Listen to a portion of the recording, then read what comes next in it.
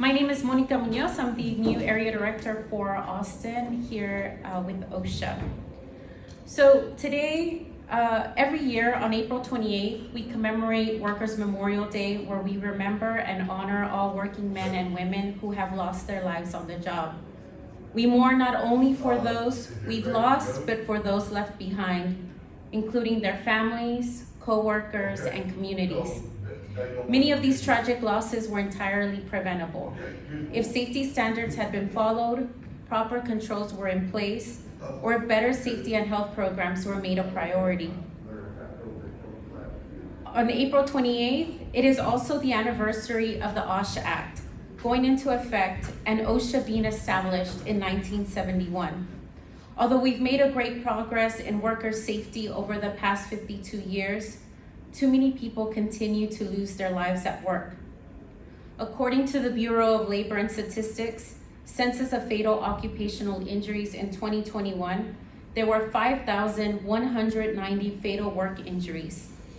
The 3.6 fatal occupational injury per 100,000 full-time equivalent, or FTE workers, in 2021 is the highest annual rate since 2016. That means that a worker lost their life every 100 minutes from a work-related injury in 2021. The number of fatalities is significant, but it is important to remember that every worker is more than a number. Every worker who dies is not a number to their family members and friends. Every worker who dies is a son or daughter, maybe a mother or father, or a sibling. Every worker who dies is a member of a community of people who love them and are now mourning for their loss. We know that many workers are at an increased risk, sometimes because of the jobs they do, but also because of factors like the color of their skin, their ethnicity, or the fact that English is not their first language.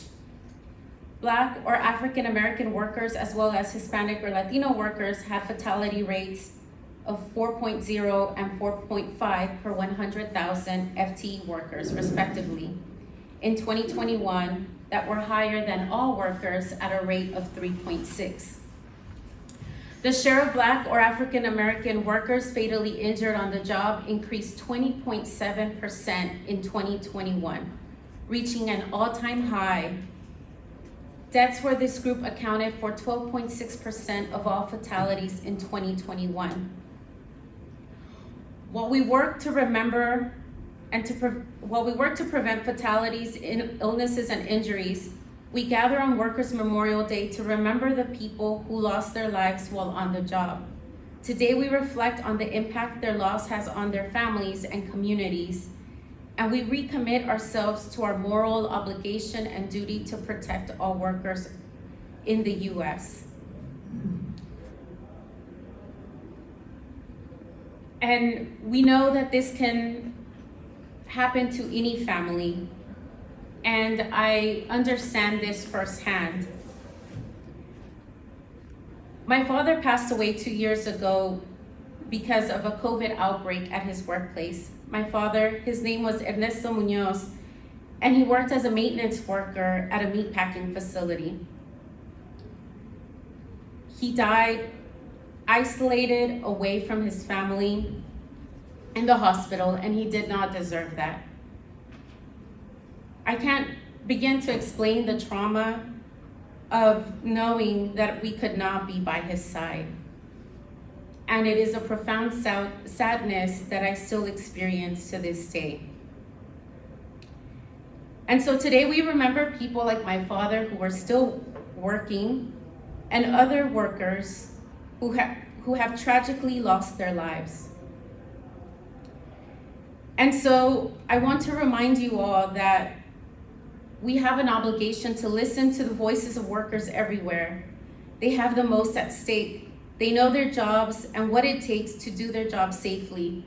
Workers want to do their jobs well and safely so that they can go home to their families at the end of their shift. We need to value safety and health in the workplace, not only for ourselves, but also for our families. It is really and should be a fundamental value to people everywhere. And at OSHA, we want to ensure that businesses make health and safety a core value. We want to help employers align their core business values with a fundamental personal value.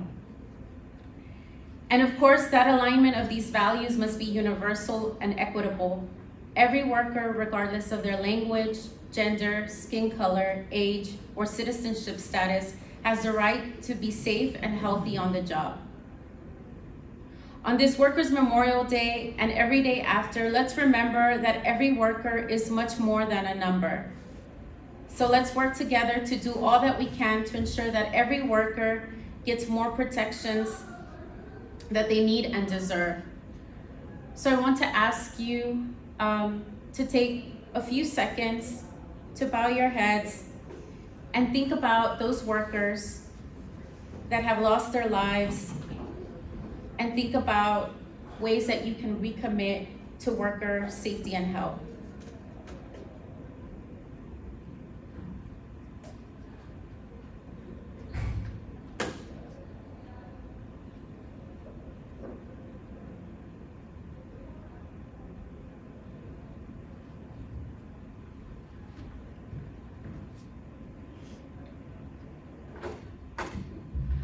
I want to remind you today that a safe workplace isn't a privilege, it is every worker's right.